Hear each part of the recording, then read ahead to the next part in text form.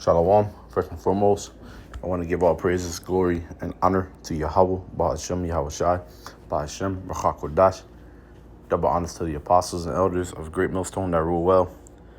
Peace and blessings to the hopeful elect out here pushing this truth and sincerity. The water for what you do, we love you. We appreciate you.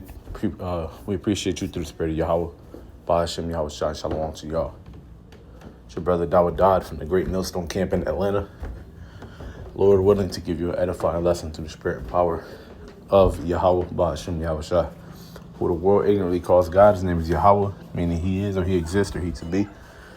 Who the world ignorantly calls Jesus Christ, his name is Yahweh Shai, meaning he is the Savior or he is the deliverer. All right, he saves, he delivers.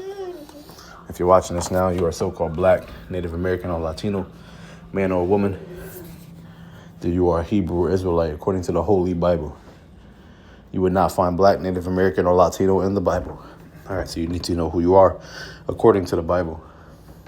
Because a certain people in the Bible was promised the glory of the covenant kingdom. And a certain sector of those people were promised, were given the election. All right.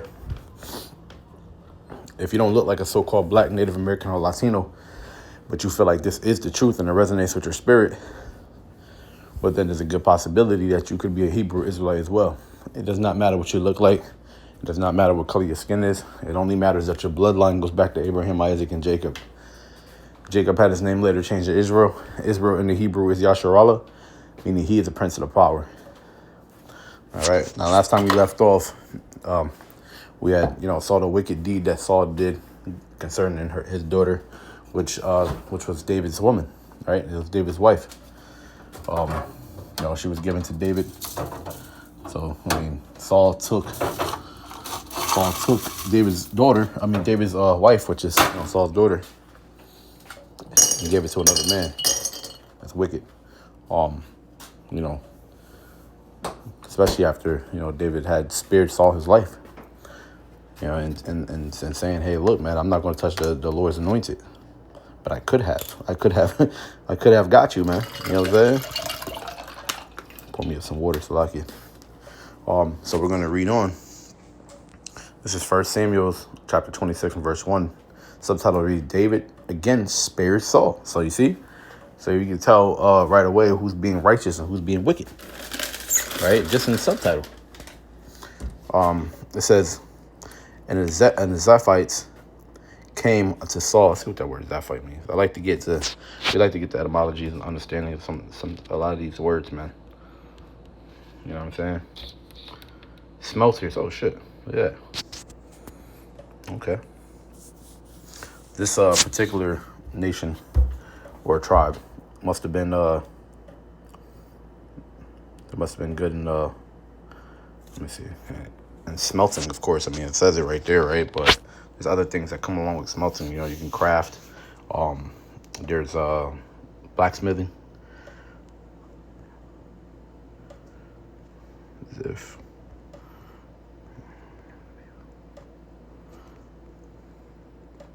But nonetheless, let's go.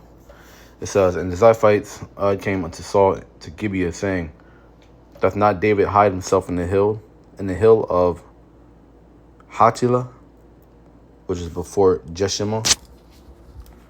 Then Saul arose and went down to the wilderness of Ziph, having 3,000 chosen men of Israel with him, to seek David in the wilderness of Ziph. Now, mind you, what happened previous, right? King David spared Saul's life in the wilderness the first time. The first time they said, isn't David hiding amongst the mountains or the caves, in that particular area? So Saul went, and as Saul was kind of, dealing with himself, and, just of his pacing back and forth, what it said specifically. But, he sat for rest, thinking to himself whatever it was, and David cut off a piece of his garment, showing you, hey, look, man, I could have killed you right here. You know what I'm saying? So that's what happened the first time. Now you're gonna seek David again with 3,000 men. It says, and Saul pitched in the hill of Hachila, which is before Jeshimon, by the way. But David abode in the wilderness, and he saw that Saul came after him into the wilderness. Remember, David swore unto Saul. You see? So we got an issue here, man. Like, yeah, you guys swore, and Saul, being a wicked, king at that time, I mean, he was still the Lord's anointed. I'm not trying to talk bad about him, but he was being wicked, he went against his word, man. It says, David therefore sent out spies and understood that Saul was come in very deed. And David arose and came to the place where Saul had pitched. And David beheld the place where Saul lay. And Abner the son of Ner, the captain of his host, and Saul lay in the trench, and the people pitched round about him. Then answered David and said to Ahimelech the Hittite, and to Abishai the son of Zeruiah,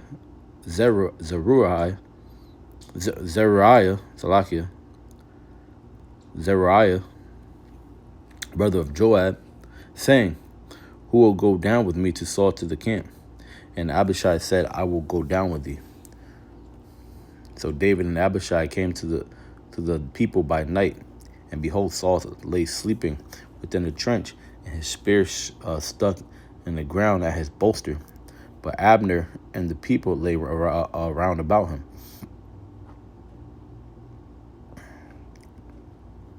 It says, Then said Abishai to David, God hath delivered thine enemy into thine hand this day. Now therefore let me smite him, I pray thee, with the spear even to the earth at once, and I will not smite him the second time. And David said to Abishai, destroy him not, for who can stretch forth his hand against the Lord's anointed and be guiltless? Yeah, see, even King David, bro. I mean, at that time, bro, Saul was seeking his life. You would think that would be that would be it would be righteous for him to defend himself, right? But even David, man, is saying no. And then here you have wicked niggas that try to come against our apostles and elders. You know what I'm saying? It's crazy, man. Here you have King David actually being seeked at, his life being sought after by King Saul, right? And he won't touch him, or let anybody else touch him, right? But then niggas out here think they can talk any way they want about the apostles and elders.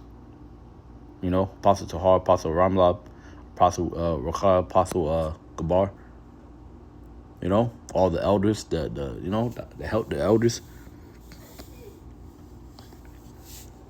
You niggas have no respect, man. You have no humility, and that's what I'm trying to say. Like, we have characteristics that we can, that we can see that are being displayed by our forefathers. You see?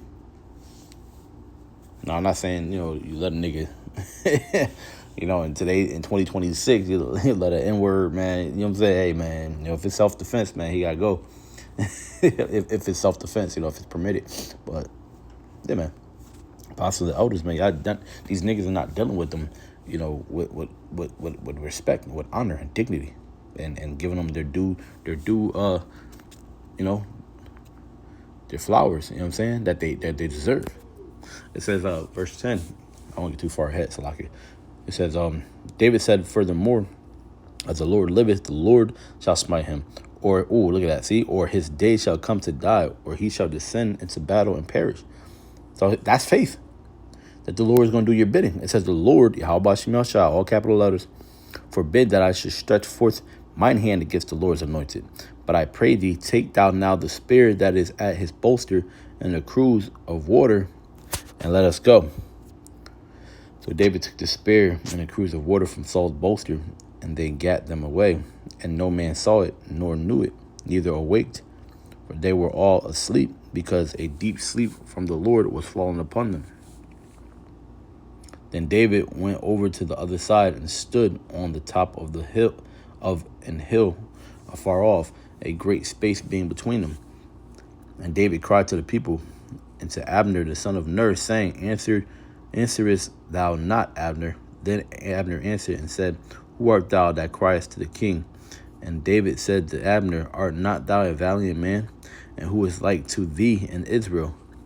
Wherefore then hast thou not kept thy lord the king? For there came one of the people to destroy the king thy lord. This thing is not good that thou hast done.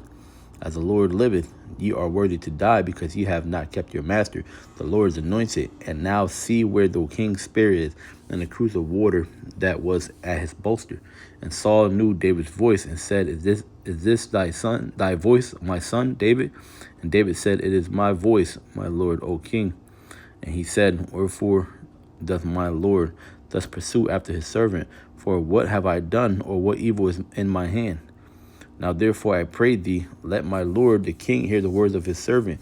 If the Lord have stirred thee up against me, let him accept an offering. But if they be children of men, if they be the children of men, cursed be they therefore, cursed be they before the Lord, for they have driven me out this day from abiding and the inheritance of the Lord, saying, Go serve other gods.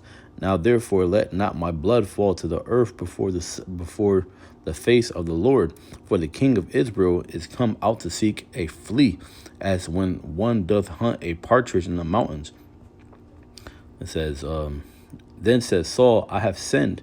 Return my son David, for I will no more do thee harm, because my soul was precious in thine eyes. This day, behold, I have played the fool, and have erred exceedingly. And David answered and said, Behold the king's spear, and let one of the young men come over and fetch it. The Lord render to every man his righteousness and his faithfulness. Yeah, see, that's powerful. See, the Lord render to every man his righteousness and his faithfulness.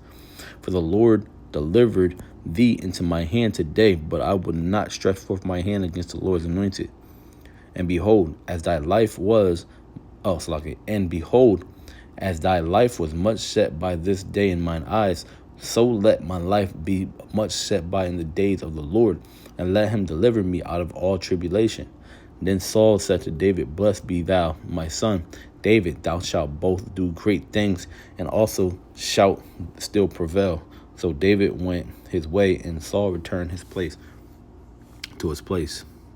I might have to, it's not that much, but I don't want to be interrupted here, but I'll try to do this one. It says David flees the Philistines. It says 1 Samuel 27 and verse 1. It says, And David said in his heart, I shall not. Now remember what happened in that previous chapter there. You see, David spared Saul yet again, right? So we're seeing a common pattern here. All right. It says David flees the Philistines. It says, and David said in his heart, I shall now perish one day by the hand of Saul. There's nothing better for me than that I should speedily escape into the land of the Philistines, and Saul shall despair of me to seek me any more in any coast of Israel. So shall I escape out of his hand. And David arose, and he passed over with the 600 men that were with him unto Achish, the son of Maoch, king of Gath. It says, And David dwelt with Achish at Gath, he and his men, every man with his household, even David with his 2 wives, Ahinoam and Jezreelitis, and Abigail,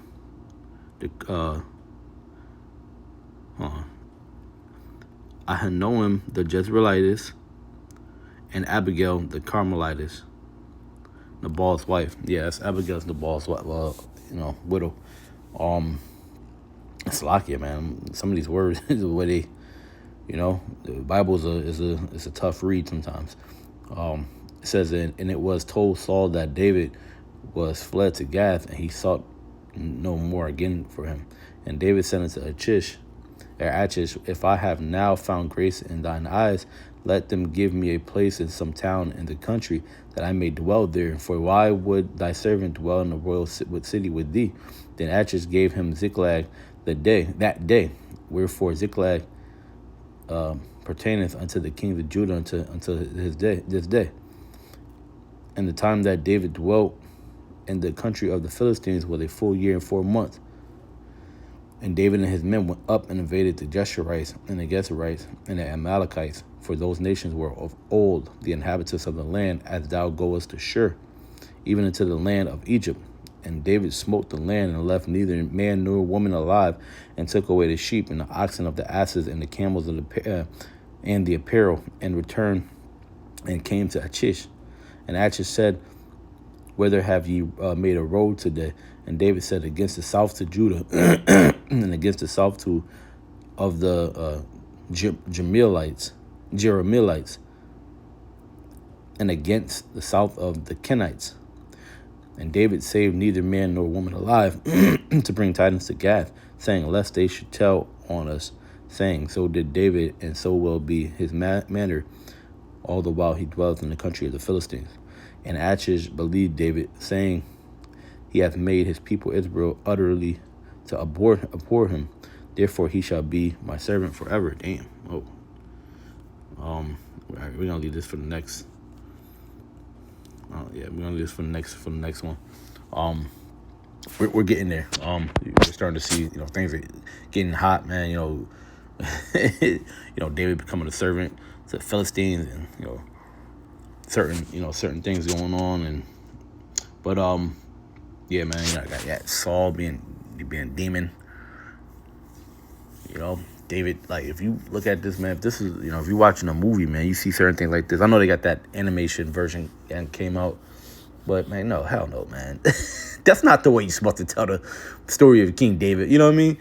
They got the animation called David of Angel Studios, which is ass. But, hey, Lord, when you edify, man, I want to end it off by giving all praises, glory, and honor to Yahweh, Bashem, Yahweh Shai, Bashem, Rakakadash. Double honor to the apostles, elders, the great millstone, ever well. Peace and blessings to the whole for elect. Shalom.